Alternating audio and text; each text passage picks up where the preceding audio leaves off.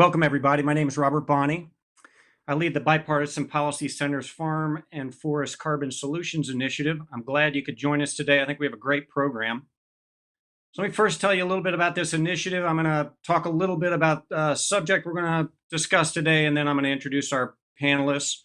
We're going to have some time at the end of the discussion today for questions. You can use the chat function in YouTube or Twitter to ask questions, and we'll ask them of the panelists. So first, a little bit about BPC's Farm and Forest Carbon Solution Initiative. So the goal of this work is to work with a range of stakeholders in agriculture, forestry, conservation, environmental groups, and others to develop a policy agenda that can help us tackle the climate challenge we face, but do it in a way that builds bipartisan support. We're going to be hosting a series, as part of this effort, we're going to be hosting a series of webinars to discuss important issues.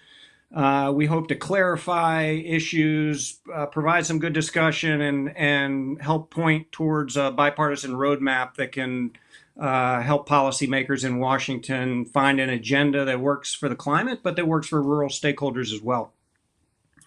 When most people think about climate change, they think about energy for very good reasons, right? Most of the focus has been on greenhouse gas emissions from fossil fuels. But land has a critical role to play in climate change. And in the United States, forests are an enormous carbon sink. About 15% of the CO2 that goes up in the air every year comes back down in our forests, just through the regrowth of forests in the U.S. Agriculture contributes about 10% of greenhouse gas emissions in the U.S., but there's an enormous opportunity to reduce those emissions even while we improve the productivity of agriculture.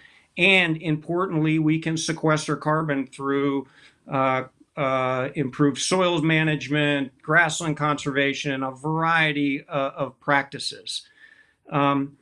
And so if we're going to meet ambitious climate goals, we're going to need, obviously, to think about reducing greenhouse gas emissions. But importantly, we're going to need to think about negative emissions. We're going to need to think about how we pull CO2 out of the air. And in the case of agriculture and forestry, put it into soils and ecosystems. And one of the most interesting aspects about agriculture and forestry when it comes to climate change is that there's a lot of alignment. And by that, I mean many of the practices that farmers, ranchers, forest owners can undertake to address climate change can be very compatible with production agriculture, production forestry. And so that alignment gives us an opportunity to structure incentives and markets in a way that benefit rural stakeholders, rural economies, agriculture and forestry, and help us solve the climate challenge. For this webinar, we're really going to focus on soil carbon, and particularly in cropland. And we've pulled together a great panel today. We're going to talk about the issue from the point of view of both the science around the issue. We're going to talk about how this actually works in practice on the ground in agriculture. We've got a farmer who's been doing this for a long time who's going to help us with that. And we're also going to talk about it from a business standpoint and look at the business opportunities in soil carbon sequestration in cropland. So great to have you all here again. If you want to ask a question, do it through the chat function in YouTube or Twitter. I'm going to introduce our panelists, and then I'm going to turn to questions. So first, we've got Wayne Honeycutt. He's the president and CEO of the Soil Health Institute. I'm going to have Wayne talk a little bit about what the Soil Health Institute does. Wayne, importantly, was the deputy chief at the Natural Resources Conservation Service at USDA. During part of the time I was at USDA, he oversaw all the science work there. Prior to that, had a distinguished career as a research scientist at USDA, and he was critical in starting the Soil Health Initiative that NRCS has had going for some time. He's been the recipient of the Hugh Hammond Bennett Award from the Soil and Water Conservation Society. Most importantly, like me, he's a Kentuckian. So thanks for joining us today, Wayne. We've got Fred Yoder, an Ohio farmer, a business owner. He has been farming for nearly 40 years in Ohio. He also has been involved in a seed business there.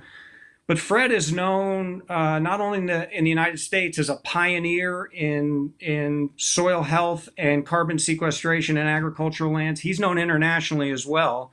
I've worked with Fred as part of international negotiations around the Global Alliance for Climate Smart Agriculture and other things. So Fred is known across the U.S. and internationally, as I say. And then we've got Laura Wood Peterson, who's with Indigo Agriculture.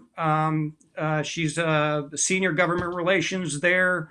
She comes, prior to that, was with Syngenta. I got to know Laura when she was at the National Association of Conservation Districts and also working with the Russell Group. It's been a distinguished career in agricultural policy. She's got a law degree. She's taught policy and politics. Lives with her husband Jeff in Montana and operates a cattle ranch there. So thanks for joining us today. Let me jump right to the questions. Wayne, I want you to talk a little bit about the Soil Health Institute, but then can you tell us a little bit about the science behind soil carbon sequestration? What type of practices are we talking about here that can store carbon in the soil? Yeah, sure. Well, thanks very much, Albert. And first of all, thanks to the Bipartisan Policy Center for the opportunity to visit with you all today. Yeah, a little bit about the Soil Health Institute. We are a 501c3 nonprofit, and our mission is to safeguard and enhance the vitality and productivity of soils through research and adoption. That adoption can take place in many different ways. We look at, for example, things that will influence adoption, things like that farmers need to know when they're deciding whether or not to adopt these soil health systems. Things like information on the business case, the best measurements, some training programs, the impacts that will have on things like water quality and carbon, because then that influences policy. Also the best research that needs to be done, and also how we can take some of that information to influence consumers, essentially to create more of a market demand for food and fiber and fuel that's grown using these soil health systems. So that's just a little 101 on the Soil Health Institute. I'd love to visit with anybody at any time in the future, more in depth if you'd like to, about the Institute. Yeah, your question about about carbon sequestration, kind of the science behind it. I think the fundamental aspect of that science is that it's been going on for many moons, for millennia. And that's really starts out with the carbon cycle. And so I'll give you kind of a quick 101 on the carbon cycle. Essentially, you can think of it kind of as inputs and outputs and the balance between the two. And if that balance ends up being that there are greater inputs, then you can end up with greater carbon sequestration. If that balance ends up being more atmospheric outputs, then you have those losses of CO2 to the atmosphere. And so to get a little bit more specific, think of photosynthesis. So that's when plants bring in CO2 from the atmosphere, and they essentially store it in their plant vegetative matter, and they form carbohydrates, other carbon compounds. When those plants die, then they return the leaves and the stems and roots and things like that to the soil. And so now you kind of have a management option. Is your option going to be to till that soil? And then, therefore, when the microbes decompose that plant material and give off CO2, now you're going to be releasing CO2 to the atmosphere. Or do you decide to no-till that soil, leave that plant material on the surface, not disrupt the soil, not disrupt the native organic matter that's there, that organic carbon that's there? And so it would be much more slowly decomposed, and you can gradually build up that carbon in the soil that way. And that's kind of another kind of practice is things like cover crops. You have a particular time of year between your main crop and when you plant the next crop, when a lot of times something is not growing. And generally only about 5% of our cropland is using cover crops right now. So that's a huge opportunity and huge potential, because again, thinking of inputs and outputs, there's another opportunity for having additional carbon inputs into the soil, as if you can grow a cover crop. And so that's an additional opportunity to put more carbon into the soil. So that's kind of the basics of what it boils down to. Sure, they're very, very detailed, complex studies, that have that look at many of these different relationships. But that's really what it kind of amounts to: is a balance between your carbon inputs and your outputs, and your management decisions that influence that balance. Now, I would say, before I turn it back over to you, Robert, your question about kind of that scientific basis for it. When I first came to the Soil Health Institute 4 years ago, one of the first things I did was put together a white paper where I looked at what research literature was out there on the impact of different management practices on carbon. And one of them that I looked at was no-till, and quickly found 27 different literature papers in the peer-reviewed literature. And out of those 27, 25 documented an increase in the carbon in their soil from adopting no-till. So 25 out of 27, that's a pretty good bet in my book. And so it is well documented that a lot of these soil health promoting systems and practices can significantly increase carbon in your soil and really help mitigate and fight climate change. Great. So, yeah, I want to turn to Fred now. And Fred, you've been a pioneer in this community, as I mentioned, for a long, long time. You've been a producer who stepped out early to implement many of these practices. I'm interested in your own decision, your family's decision to implement these practices, why you chose to do it, and how it works, what the risks are that you and other producers take on, and just a little sense of kind of how this works on the ground. Sure. Well, Robert, first of all, thank you for including me in this webinar. And people that know me, I get very passionate about the soils and farming in a different way. So actually, it was early in my farming career that I actually saw something happening on the farm that didn't make sense. We had a pasture that had never been farmed. It was right beside a field that we had been farming for years. And so we ended up taking the fence row out, and we moldboard plowed it, and it was just remarkable the soil tilth, and this was lighter soil, and how rich the soil was, and I thought, well, that's really nice. I couldn't understand why my field right beside it was so bad, but it only took less than 5 years, and that brand new ground that has been farmed for only 5 years ended up being hardened and flat like the stuff we've been moldboard plowing for years. So early in my career, I realized we're doing something very detrimental to the soil, and we can't figure this out. So my thinking was, if that soil was so good and it's never been touched, except we run cattle on it, that's all we ever did, what am I doing wrong? And so that's when no-till started appealing to me. So later on, we started just no-tilling soybeans into corn stubble. And later on, I thought, well, if it works good for soybeans, why didn't it work good for corn? And back then, we didn't necessarily have all of the technology to take care of some of those issues with corn planting, but you just have to manage it. So as much as anything, I did it for economic reasons. So I mean, I was thinking, how, if there's not much money in farming, then it's just as important to take a dollar off of input costs as it is for putting a dollar on for increased markets or volume in productivity. So I will tell you this: the less, I mean, and that big phobia, the big fear that most farmers have is, well, shoot, if I go to no-till, then I'm going to give up yield. And you do go through a kind of a time where you have to kind of recondition your soils for no-till. One of the things that, and I hate to say this, but I kind of blame some of the land grant universities. We were always taught if you add X, Y, and Z to your soil, mix it in, then you'll get a good crop, and that's true. But we weren't paying any attention to what was happening below the soil surface. The whole microbial activity, the soil, where the soil is, it needs to really live and breathe and grow. And so I really appreciate what Wayne was saying. We really got to understand, the benefits of soil health is going to help us in higher yields, but also manage our risk for some of those times when we run out of water.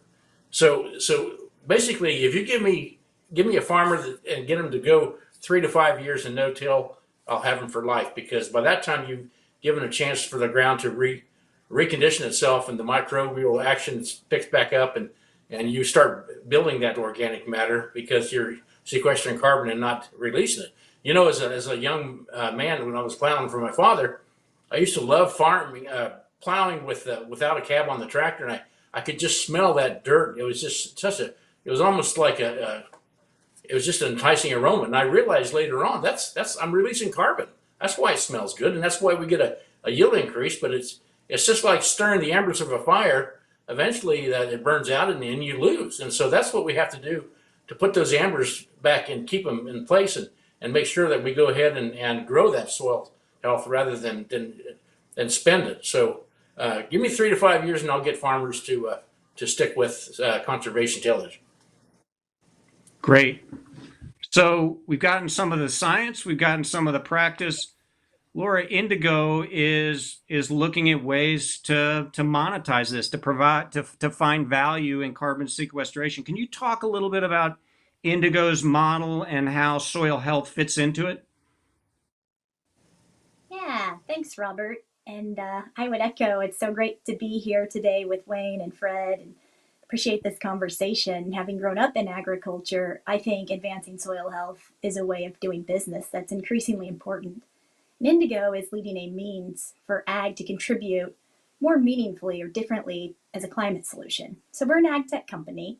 We focus at the nexus of environmental sustainability, technology, and consumer health. And in taking a systems approach to the supply chain, we offer 4 complementary offerings that really began with where Fred here just left off with the microbiome. And so our Indigo microbials are nature-based seed treatments that think about reducing synthetic inputs and reinforcing plant health through water use efficiency or nutrient intake, stress tolerance.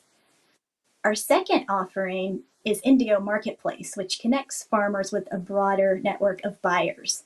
Thinking about identity preserve or specialty grown products, this business model or almost platform makes large-scale transactions more accessible. And we support farmers with a suite of products that accelerate on the benefits of transacting this way. Our third business unit, Indigo Transport, enables this efficiency. And finally, Indigo Carbon is a carbon market that connects farmers with those that may want to offset their carbon emissions from a business side and through drawdown in ag soils, which is, I think, we'll keep coming back to in this conversation. I think driving this business model are the inescapable realities that we know we all face globally. Feeding and fueling our world in a more beneficial way necessitates changes across the supply chain. We know from all of our colleagues, such as American Farmland Trust and some of the great work on land degradation numbers. Recently read Texas Farm Bureau cited, we lose 2 million acres of farmland to development in the US every year. And globally, we're degrading about 25 million acres per year. Approximately 30% of global land is fully degraded. So how soil health fits in a business model is a really curious question that goes back to our mission and how we think soil health advances a more beneficial system. So through our platforms, through our core offering, this can span sustainable land use. This can span how grain is produced in a microbe-rich environment that may have beneficial attributes important for human health. And Robert, earlier this month, CNN covered your colleague from the Bipartisan Policy Center, former Senator Bill Frist, who made the point the American food system is not broken. It's functioning as designed.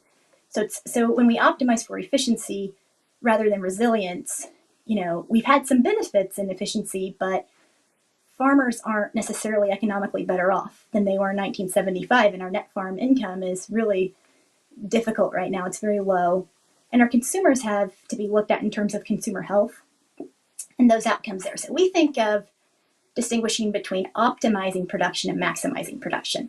You set any goal, the American farmer will figure out how to meet it. So we question the goals, and at Indigo, from questions we grow. So the value of today's discussion is thinking about the policy goals that might benefit soil health that also drive business outcomes. Great. Fred, let me turn it back to you. You talked a little bit about the impact on yield, and I'm assuming for folks in agriculture, that's obviously a critical, critical issue. How does this affect the bottom line? And so would love you to elaborate a little bit more on that, and then maybe how it's influenced your other inputs, fertilizer use, and other things. Sure. Well, actually, there's more or less two different kinds of farmers out there. You got some farmers that it's yield, yield, yield, and no matter what cost and what's the highest yield we can possibly get. But then there's other farmers like me that I like to see how much I can produce with less. So, how do you produce more with less? And one of the things that I've tried to do is limit all along my inputs. But you also have to understand, well, what's the limiting factor in yields? And a lot of it is just stress. And so how do we manage the difference between, the highest part of the yield in the field and the lowest part of the yield? And we were having swings of almost 50% of, it's like, let's take corn, for instance, of the highest yield might be 200 bushel and the lowest might be 100. So how do you have such a wide swing? And a lot of it was just based on organic matter, not so much fertility, because we took soil samples and it was just as fertile in the lighter soil as it was the darker soil. But the biggest thing that was missing was the ability to hold water. Well, we all know now that if you can increase your organic matter by 1%, that's an extra 25,000 gallon of capacity you can hold in your soil. That means that, when you get a big rain event like we've been getting for the last several years, you can hold another 25,000 gallon of water. But that also means that when it turns really dry, like it is right now in Ohio, we have an extra 25,000 gallon of reserve. So you really, it's a lot of it is just about managing risk. And farming is a business. Right now, things are tough to make it on the farm, as Laura said. And so how do we make yield, and how do we manage that risk that we're having it? And so we start really paying attention to the soil profile and the soil health. And I tell you, I can't believe how much farmers are now interested in soil health compared to just a few years ago. So that to me is really, really important. We have to pay attention to what's happening below the soil surface. The other thing too is here in Ohio, we have a lot of issues with water quality up in northwest Ohio with the algae blooms and Lake Erie, because we have dissolved reactive phosphorus that's leaving. So one of the things that we've been doing a lot here in Ohio and other places too is how do we keep those nutrients in place, but instead of having to replace them all. I mean, if you have a big rain event like we have in the last several years, like 2 years ago, we had 5 rain events during the growing season of 2 inches or more. That's never happened. So, you can say it's not climate change, it's just weather pattern changes. But if it looks like a duck and quacks like a duck, it's probably a duck. So you got to figure out a way to manage that. So that's why I'm a big proponent of cover crops too. That once you harvest the crop, that there's excess nutrients out there that you need to scavenge for the next crop. So that's why we use a cover crop. When those cover crops decay and those roots have extra plant food right in there, it's available for the next crop. So one of the things that the farmer starts to realize is it is about economics. And I'll talk later on about that's how we really get the climate smart agriculture system to work for all farmers. But it starts with economics. But I'll guarantee you, once you go down that economic road, you will see benefits that you've never seen before in making this food factory much more resilient for times when they get rough. And that's the other thing too is when you would adapt to some of these changes that we have to do, you do it and you're not even realizing what you're really doing it for. But it's all about managing risk, but it's also a way to continue to have high yields. We have a saying in climate smart agriculture about sustainable intensification. And that may seem like an oxymoron to some folks, but that's what we have to do. We have to figure out ways to produce more on a regular basis, have less variability in the field, but you do that by increasing your microbial action in your soil. So if we continue to do this, the yields are going to be there because you're using a lot of mineralization more than and a lot of organic material in your soils rather than a synthetic nutrient that you're putting on as an additional nutrient. That's great. So I want to turn it back to you, Wayne, and we've talked a little bit about nutrients, and one of the issues when we think about climate change in agriculture are nitrous oxide emissions. Nitrous oxide, very powerful greenhouse gas, and so managing nitrogen in particular is going to be important. Fred talked about some of the water impacts that we've seen a lot of places with phosphorus. Nitrogen important in water quality as well. Can you talk a little bit about soil health and nutrients? There's some concern that maybe some of these practices might invite more fertilizer. Can you give us a little clarity on how this might impact nitrogen use and nitrous oxide emissions in particular? Yeah, absolutely. Yeah, I know there was a recent article that indicated that if you were going to increase carbon sequestration, it would require greater nitrogen fertilization. And I'm sorry, but that's just not the case.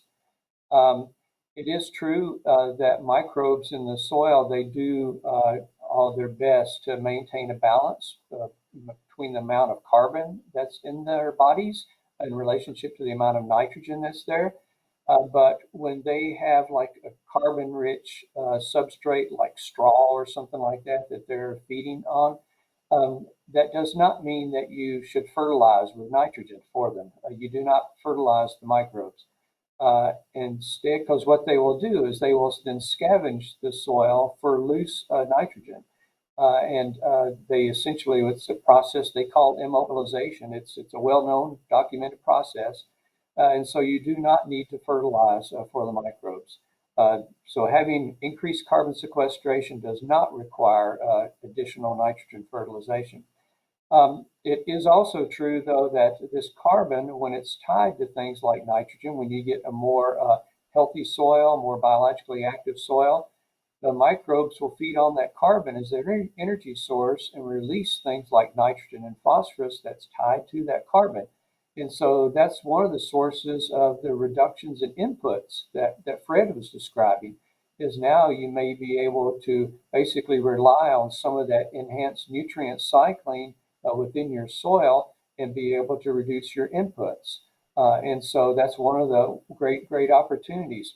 Another thing that you can do is when you increase carbon in your soil, you're essentially, or you can kind of think of it, it's a non-technical term, but fluffing up the soil. You essentially make it less dense with the more carbon in it. And what that means is that roots can penetrate the soil better and can scavenge those nutrients. And so it also, as Fred mentioned, increased water holding capacity. So when you get more water, then now the nutrients can travel in that water to the roots. And so you can really improve your whole nutrient use efficiency or recovery of any additional nutrients that you added.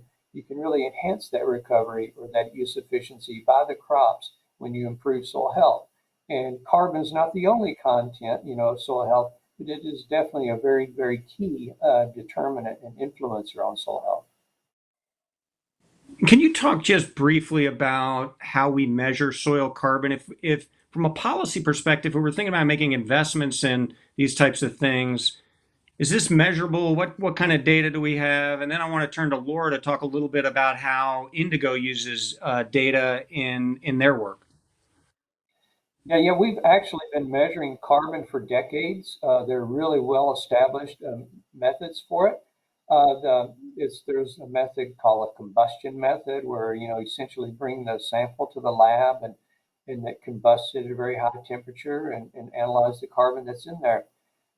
There are some more recent methods that are for field-based, and those use techniques, they call them spectroscopic techniques, where you essentially look at a particular wavelength of light and estimate the carbon that's in it, in the soil using that. And so that's very promising. But the piece, I guess, that people often don't kind of recognize is that you also really need to measure the density of the soil. It's not just the concentration of carbon that's there, but it's the total content that's there that's really important. And just very quickly, I'll try to make just kind of an analogy of just kind of like a swimming pool analogy. You can put a drop of red dye in a glass of water, and you can see a lot of it there still. But if you put a drop of red dye in a swimming pool, it immediately dissipates because you've really reduced the concentration of it. You put that same content, that same amount of red dye in, but it's just less concentrated in the pool versus the glass of water. And it's kind of the same thing with soils, is that when you're just measuring the concentration of carbon in the soil, it's useful information, but you also have to measure the density of the soil in order really to be able to know the total content of carbon that's there. And so right now, that is also an additional type of field measurement that needs to accompany that carbon measurement in order to have the most effective information for making management decisions for selling on carbon markets and things like that. There's one or two new techniques that allow you to also measure that in the field, that density in the field, but I won't go into those right now. But I think you get the idea that there are measurements available. Some are more complex than others. There are some new ones on the horizon that are very promising to help us do it in the field in an accurate way. Great. Laura, talk a little bit about how you all think about measuring it, sort of the technology data management that Indigo is using. Yeah, thanks. To build on Wayne's points here, we view technology and data as critical as an ag tech company. Of course, we do, but it's really going to be critical in measurement and verification of the on farm greenhouse gas emissions. Using a variety of metrics and data gathering, some of what Wayne talked about, as well as the grazing patterns or chemical applications, nitrogen applications, even just yield, combined with our geospatial intelligence platform, Indigo Atlas, which can confirm tillage events or covered crop usage. It's this new age of remote sensing, machine learning, and really algorithms coming in for deeper understandings in field conditions at lower costs. So it's a balance of kind of getting the costs down by using technology. And this leads to better outcomes in and of themselves when farmers have real-time insights in hand, but also it goes at how we are able to think about a carbon market. So the data we collect along with the soil samples runs in a biogeochemical model, and this is how we assess the carbon levels and calibrate the models with new soil samples. So we welcome all innovators and entrepreneurs to think about effective ways to measure through our Teraton Challenge. So if you'd like to learn more, please let us know. Great. So I want to turn back to Fred now, and if we're going to be successful at making a significant dent in the climate challenge we face, we're going to have broad scale adoption of these types of soil health practices. And as a producer, what's going to be most effective in communicating with farmers, working with farmers, persuading producers to adopt these types of practices? How do we make this work with producers and increase levels of adoption? Great question, Robert. One of the things that you mentioned earlier, I've been involved with the climate smart agriculture clear around the globe, and through the Global Alliance of Climate Smart Agriculture, which I got to work with you, Robert. I became the chair of the North American Climate Smart Agriculture Alliance. And basically, what I like about it is they're talking about three pillars. The three pillars of climate smart agriculture is number one is productivity. Farmers love productivity. That's how you start and get the farmer interested in trying something new. It's going to have to be an economic incentive. The second pillar is adaptation and resilience, which we have done that in many different ways with precision agriculture and more timely ways to do it, but more biodiversity. Again, building that organic matter up so we have more capacity to hold water. And then the pillar three is soil sequestration of carbon or reduction of your greenhouse gas emissions. But you're not going to get farmers interested in starting with pillar three.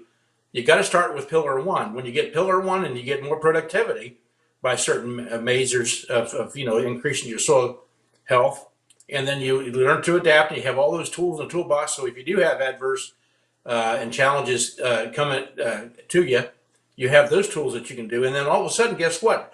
Pillar 3 happens automatically. And so that's why I really think it still comes back down to an economic incentive for farmers to get them under the tent and get them interested in that.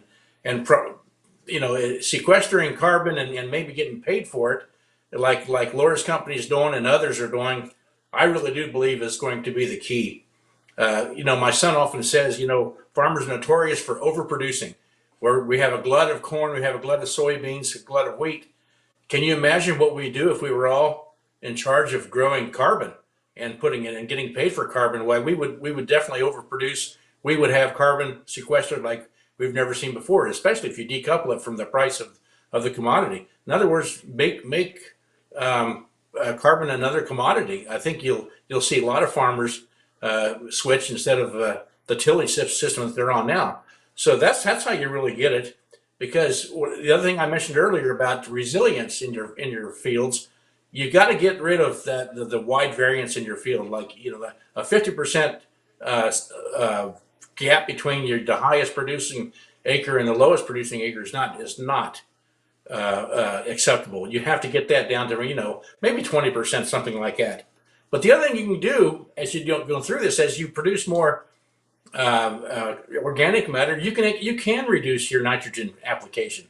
That's the thing that I'm a big proponent of no-till and cover crops, and we have been able to even reduce our chemical application, because when you have a growing cover crop over the winter, you crowd out all those winter annuals, and so we actually save a spraying in the spring. We plant right directly into the cover crop and then kill it later. The other thing we're trying to do is maybe produce a companion crop. What if we put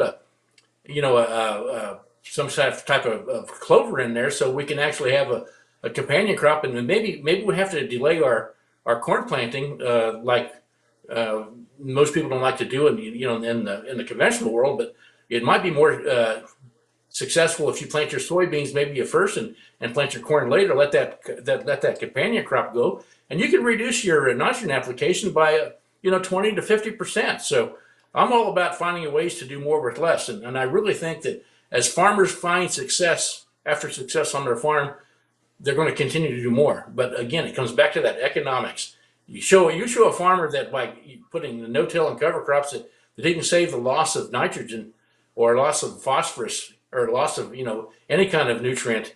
In fact, if you look at how much nutrients we've been losing in Ohio here anyway, it can be $100 an acre.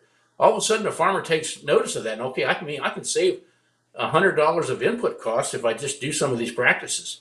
So again, once you get a farmer in the tent and sees the tremendous improvement in the soil and his risk of reduction, you'll have them forever. And that's really how you get farmers interested. It's economics. Laura, what about Indigo? How do you all engage landowners and think about getting to scale? What's your all's model? Yeah, I should have that said was producers a lot and growers rather than landowners, but you get the idea. We'll take them all. So Fred said it takes an economic incentive, and that's what Indigo is providing in a set dollar amount per ton of carbon, as well as the in-field agronomists to help with implementing practices. We talked about the measuring, and then the actual registering with the formal acknowledgement of a carbon credit. So in partnering with the scientific community, with leading third parties such as Climate Action Reserve and Vera, this is how we create the transparent, dependable credits and rally others around this opportunity. And the grower reaction has been extremely encouraging. We've seen over 21 million acres of farmland express interest in Indigo carbon and over 7 million acres enrolled. And it's not just Indigo finding these positive results we're all here talking about. AgriPulse reported last week on the cover crop survey from CTIC, the percentages of farmers showing increased yields or better weed management and savings on inputs are very real and very in line with the reported findings from the USDA census from 2012 to 2017, which found a 50% increase in cover crop acreage. So it feels like farmers see a way of connecting with the changing trends, the changing tides of consumer interests, and feel that support more broadly. And I think I would add, Robert, not just with the growers, but the interest we've seen from the demand side is also really interesting and exciting when we think about encouraging other businesses from a business perspective on the value proposition that's very distinct in agriculture. In fact, last week, I'm losing track of weeks now with COVID. I think it was this week, the Senate released its climate report on, some policy overarching goals and cited the National Academies of Sciences that said maximizing carbon storage capacity in lands is generally the most cost-effective carbon removal technique available today. So making sure the demand side has that view into agriculture is really, really worthwhile given what we hear from the National Academies of Sciences. Wayne, I know the Soil Health Institute's been doing some interesting work with crop consultants and other folks. Can you talk about some of the outreach and how that you all are doing and how those types of approaches might allow us to get to scale as well? Yeah, absolutely. Yeah, I think we've hit on a number of things here, right? As Fred was mentioning, things that looking at the business case, some of our work also, not only the business case, but also on the best measurements for farmers to use. And our soil health training program, part of our outreach program, we take the approach that we realize that we're not going to be there every day, all day long. But instead of parachuting in and giving a training and then leaving, we set up farmer-to-farmer networks, and where we identify particular farmers who are already successful at using these soil health systems, and then basically we pay them a modest stipend to be a mentor to others and to have field days at their farms and things like that. And so then we incorporate workshops with them. And then we also work with some of the local technical specialists, people that already know the climate and what crops grow well there, what cover crops will work there, when they need to be planted by, when they need to be terminated by, those types of agronomic decisions that, their knowledge of the local area and the trust that they already have with farmers, helps kind of bridge some of that gap. And so that's kind of the gist of our outreach program with our training program, that farmer-to-farmer networks. But then we also are working now with the certified crop advisors, and these are consultants. There's about 13,000 across the U.S. and Canada certified crop advisors, and our estimates and understanding is that each one touches on average about 20,000 acres of their consultation they provide to farmers. And so when you do the math, that's about 65% of the cropland acres in the U.S. That those certified crop consultants or crop advisors, I should say, that they touch. And so we have a training program that we're all doing by webinar right now. It just started about a month ago, where we have about 6 webinars on how to best measure for soil health, how to best measure for carbon, how you influence soil health, change it through different management practices, what those changes mean for the water cycle, the nutrient cycle, the carbon cycle, what it means for economics. We have an ag economist that will be talking, and when the month rolls around, for him to give a presentation on it. And so those are some of our outreach programs that we have. There are certainly some other very fine ones out there. Those are the ones that we have at the Soil Health Institute.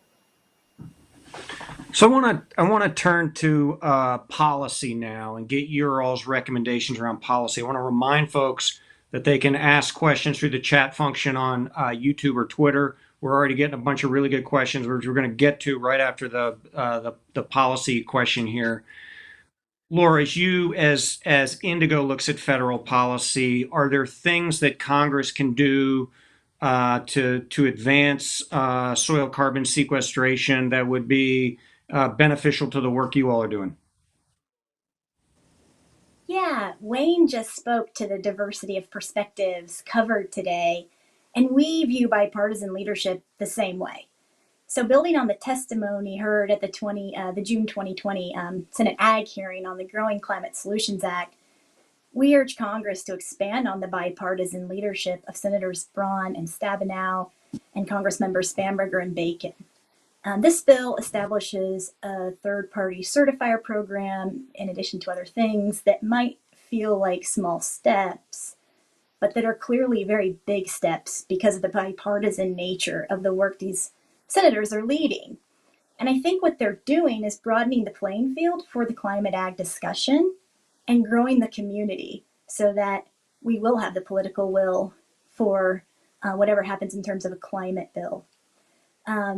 Going back to the Senate climate report, it says we already have the technologies needed to avert catastrophe. So in the ways that Congress could act, we think one idea is to advance a nature-based climate solution through a transferable federal tax incentive modeled on Section 45Q of the tax code. This is a policy tool that we think whose time has come because of the technological advancements we've talked about today, made actionable by the Growing Climate Solutions Act. Senator Bennett has a discussion draft on this topic. Senator Brown expressed interest in this topic during that June hearing. And in the eventual expansion of 45Q, there was broad bipartisan support. So if it exists for corporate, industrial, and energy producers, why not farmers? We think it's a particularly good deal for two reasons. The first is that it's a good deal for taxpayers. At just about $35 right now, up to $50, we can get into the CRS score and what this can look like, but it's a pretty good deal given the societal value farmers could contribute. And Dr. Ratan Lal, this year's World Food Prize laureate, who I'm sure Fred knows very, very well from Ohio, has spoken to the farmer bottom line. And at approximately $16 per acre, he thinks this can be the ecosystem service value for farmers that would cost about $64 billion globally, which again might seem high, but it's really not in the grand scheme of policy. And if we expect farmers to do a good thing for the planet, we should pay them for it. It's what Lal explains. That's the second point. This can be a good deal for farmers. Fred hinted on, how hard it is to farm, and we all know right now how tough it is out there. I mean, in the Midwest, the farmers filing for Chapter 12 bankruptcies are at levels we haven't seen in a long time. Federal data is showing they're up 8% from the year before, in the period ending in June. We have pushed government payments to 30% of farm income. And, trade and COVID payments are expected to end this year. So we're going to have to keep thinking about streams of revenue. And FAPRI said if we don't, farm income could drop 12% next year. And I saw their numbers this morning on predicted corn prices for the next few years, and they're not too optimistic. So we have to think about, what kind of revenue streams do we want? What kind of market signal is needed to support carbon markets and create the stability? Is it really that different from wind and solar? This kind of approach is voluntary, it's flexible, it's outcomes focused. So every acre is different, every farm is different, and this isn't telling any farmer how to get there. And of course, the transferability is critical because of the reasons we just said. So we have to do something, and the interest is out there. Robert, your research at Duke speaks volumes about the interest when farmers are recipients of a climate benefit. And we think it could be a tax incentive. We think it could be what people have talked about, the carbon bank. Everything we're saying from a congressional view is consistent with what administration could maybe do from, an infrastructure or environmental goal or a USDA goal. The Biden proposal establishes a new voluntary carbon farming market. The USDA proposal with Secretary Perdue and Deputy Secretary Sensky is trying to reduce the environmental footprint of ag in half by 2050. So we believe, we can stimulate the farm economy, we can accelerate the role of agriculture as a climate solution with the added benefits we've talked about, especially with clean water. It's a universal metric that is scalable and can benefit from the Growing Climate Solutions Act. Great. Fred, you talked a lot about economic incentives, and I'm guessing you've got some thoughts on what type of policy decisions or policy that could be done in DC that might help drive some of that. Absolutely. Well, it certainly needs to have good policy put forth. And, the one thing I'm really thrilled about is we actually got both sides of the aisle talking about some of these issues now.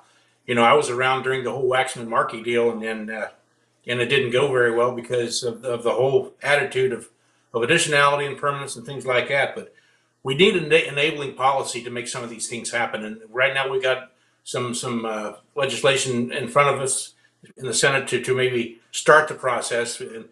But it needs to. We need to actually also make sure that there's universally accepted metrics as we measure some of these things, like carbon sequestration, what we've done, and I mean it's going to have to be efficient the way we do it. I mean, you can't use all of the verification of what a metric of what a ton of carbon is, and basically be left with nothing after you verify it. So we're going to have to use science and maybe come up with some efficient ways to measure, so that and maybe it's infrared photography, maybe it's I don't know what it is, but there's got to be some ways to make sure that what people, or if you're buying a credit, that it is what it is.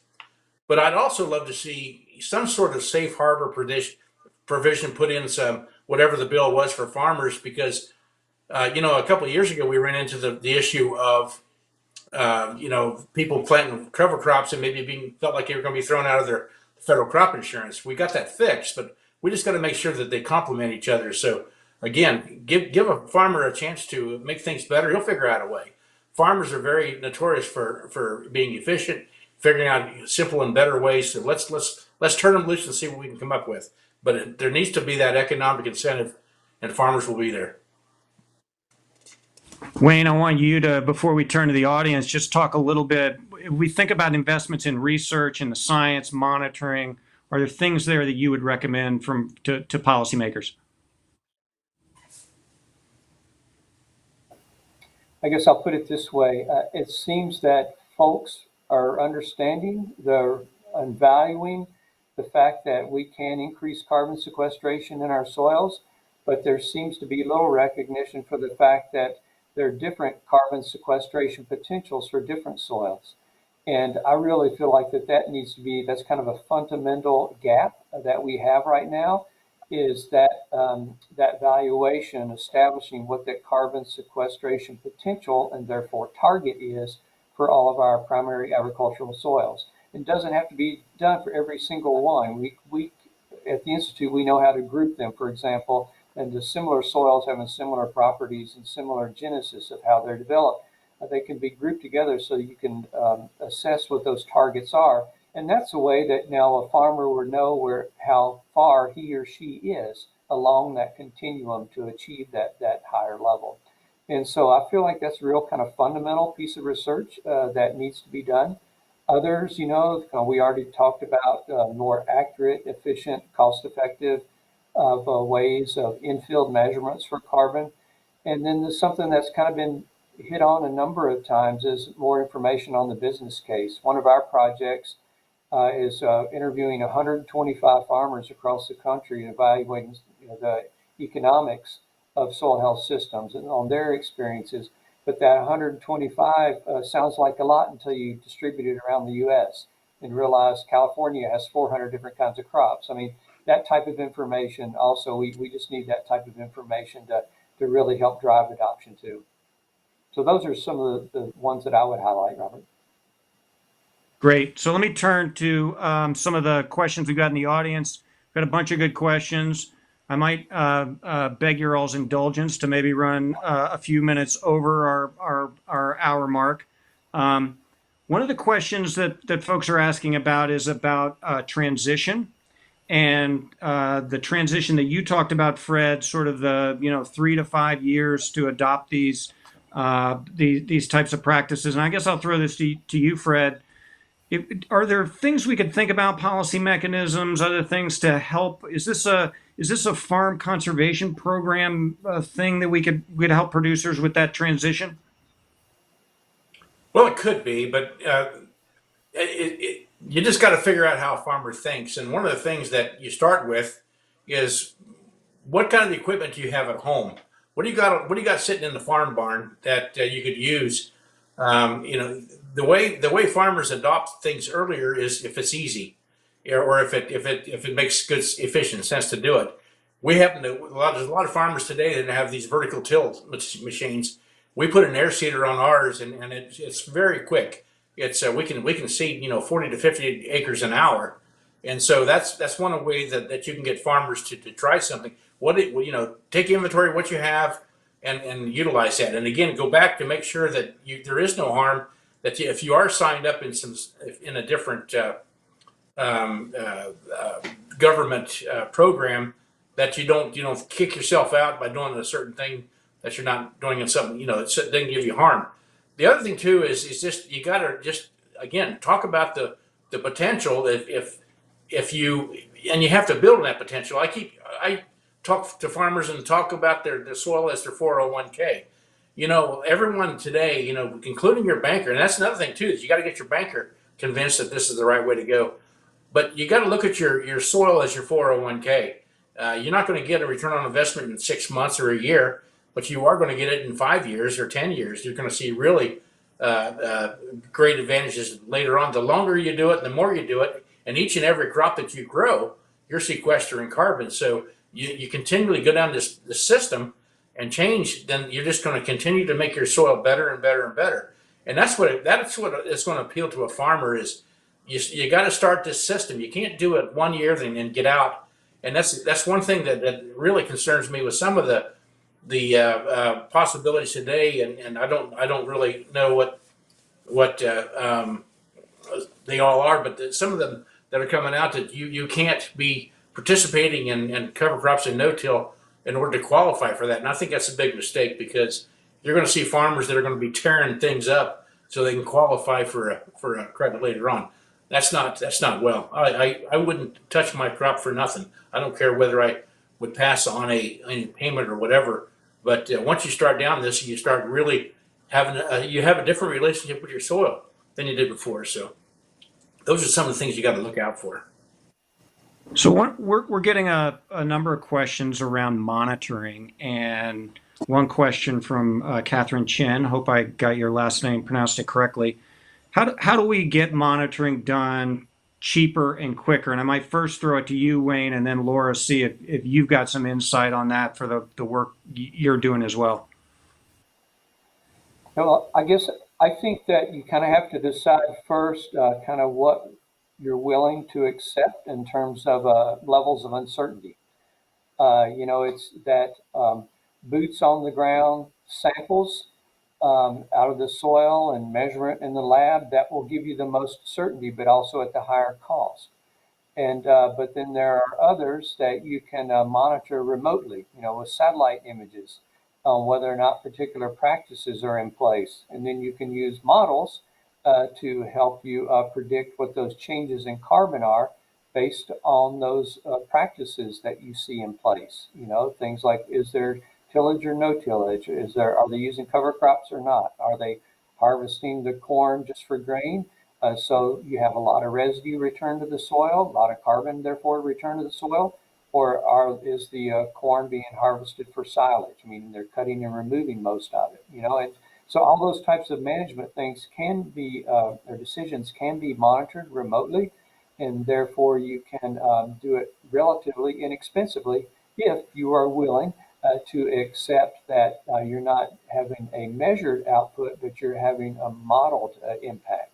And so that's kind of the key crux, I think, to trying to answer that question is what levels of uncertainty and therefore techniques are appropriate for that level of uncertainty that you're willing to accept.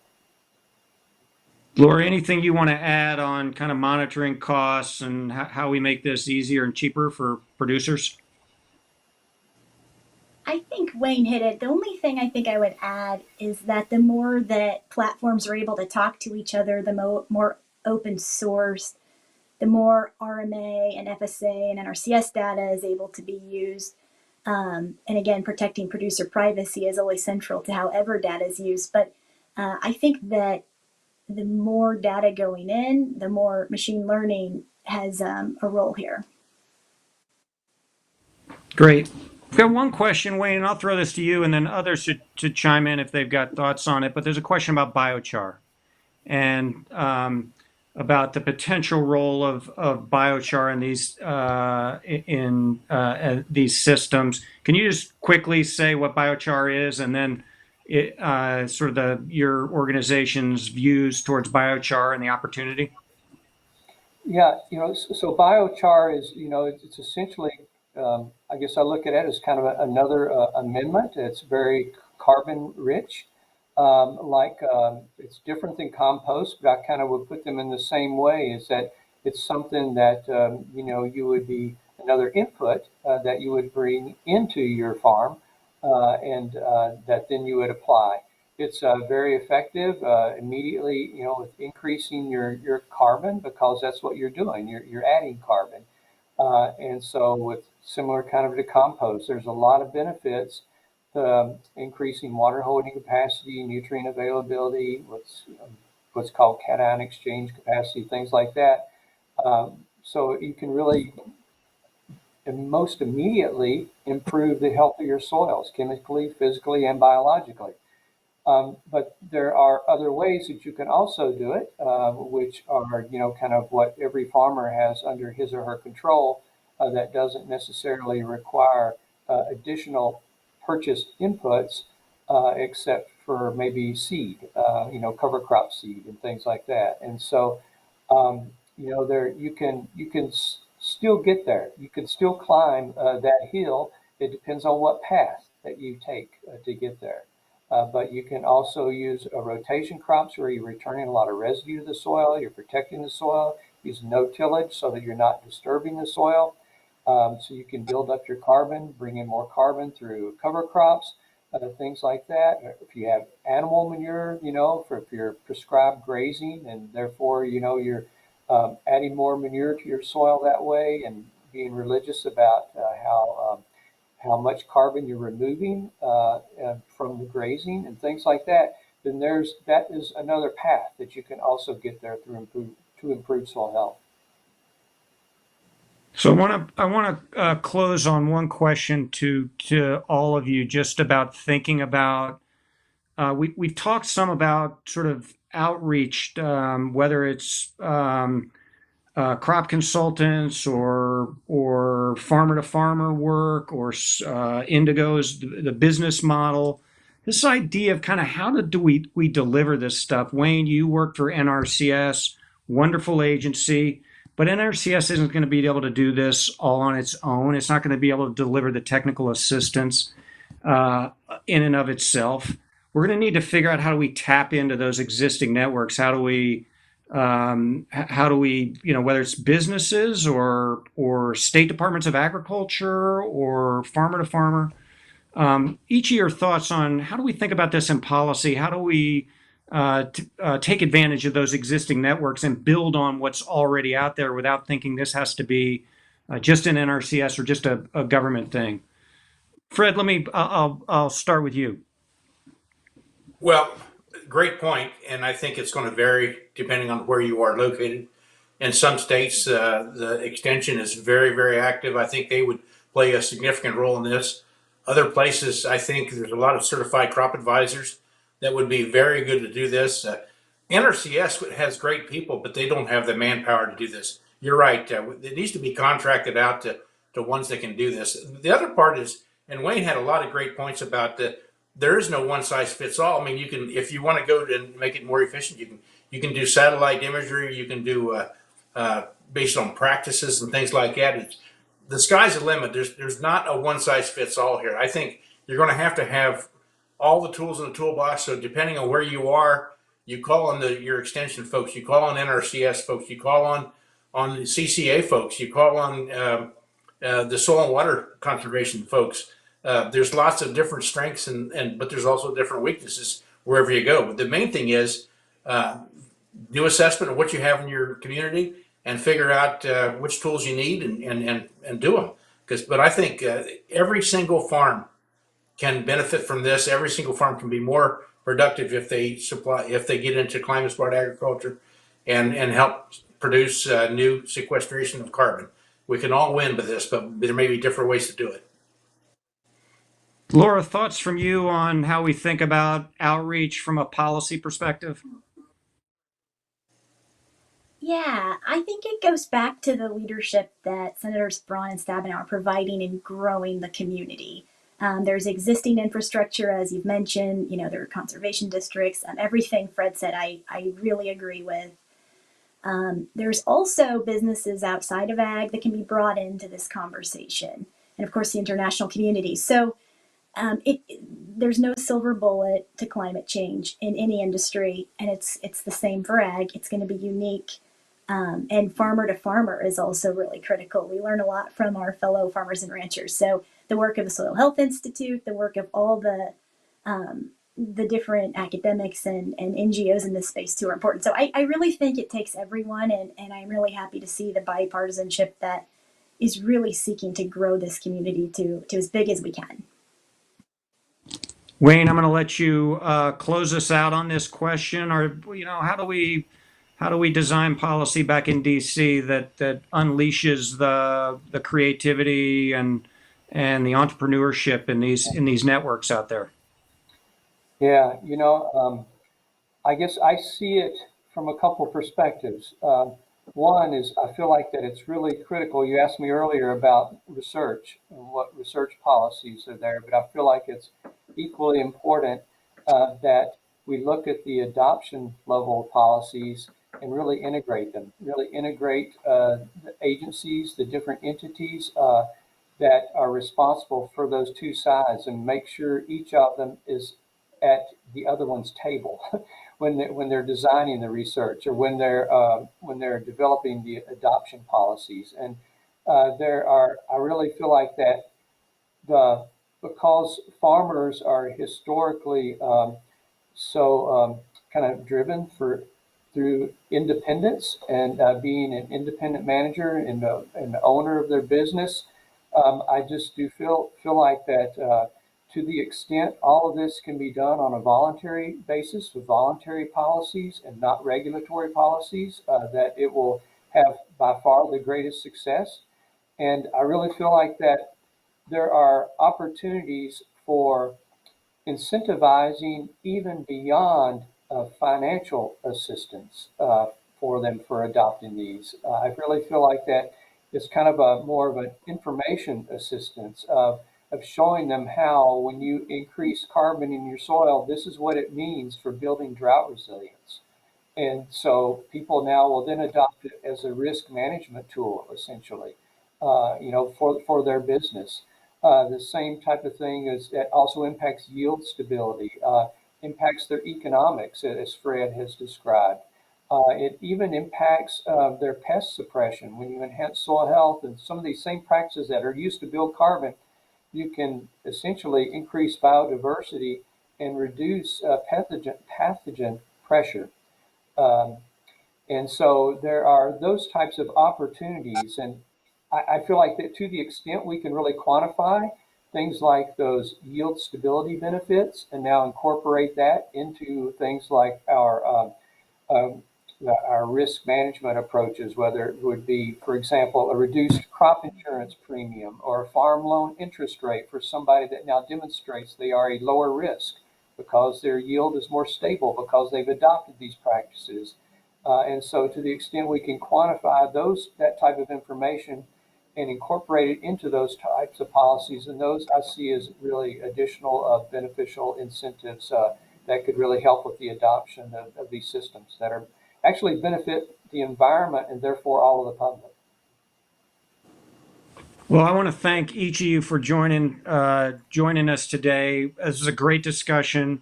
I want to thank you for allowing us to take an additional 10 minutes of your time this afternoon. I think it was worth it. I would encourage everybody to subscribe to the BPC YouTube channel. We're going to have more webinars around natural climate solutions in a couple weeks. We're going to have one around natural climate solutions, economic recovery in rural America that I think will be of interest to folks as well. Fred, Laura, Wayne, thank you so much for joining us today, and thanks to everybody for listening in. Have a great day. Thank you.